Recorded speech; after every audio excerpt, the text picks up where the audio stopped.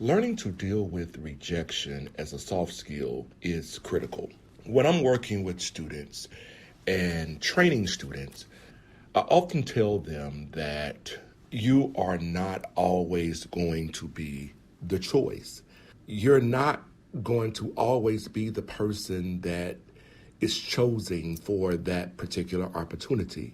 And so you have to teach the social emotional intelligence around learning how to accept a no and turning that no or that loss into a learning opportunity. I often tell my students when I am training that if you focus on every no that you get, you will never be able to appreciate the yes. And where I'm going with that is you can have 100 no's and it takes that one yes that will change your life. And so you're going to apply for the job. You are going to go through the interview and you may do all of those things right and you are not selected. But that doesn't mean that that's the end of your journey. Or even when you are on a job and you receive constructive feedback or criticism, it doesn't mean that that's the end of the rope. It means that that's something that you need to rework on or reimagine. And when you do that, you can resubmit it for further evaluation. It's not the end.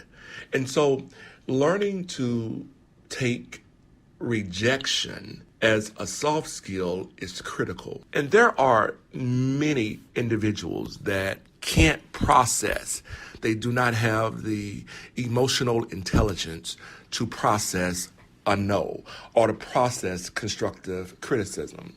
And so there are those missed opportunities in the learning relationship that we can take that time, those critical pieces, and develop solid footings around those emotions that will create a resource bank, if you will, for our students. Take, for instance, a student that is placed in detention.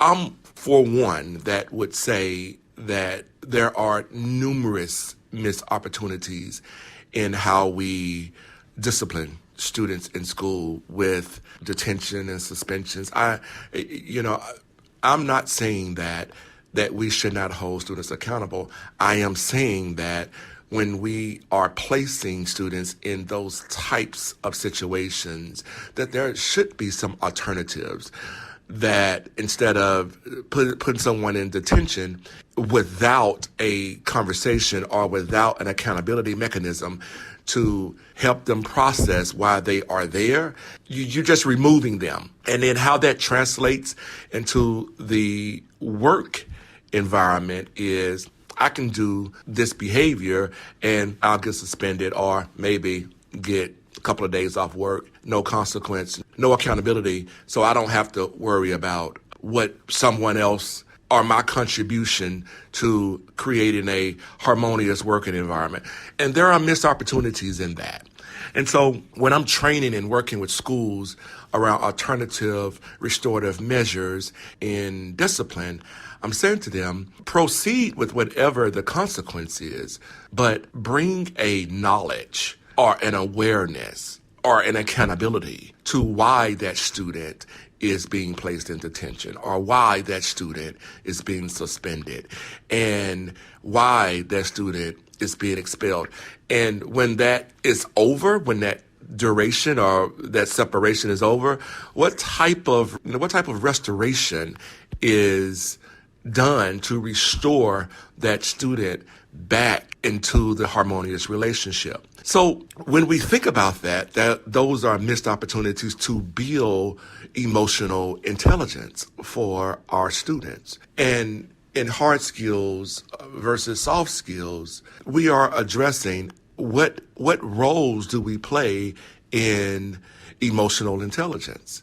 And why is emotional intelligence important and why you need to have that? You need to be aware of the conversation that you are having and the conversation that the person is having with you. To get your copy of Hard Skills versus Soft Skills, Achieving Balance in the Workforce ebook, please visit www.myportstore.us. Again, that is www.myportstore.us.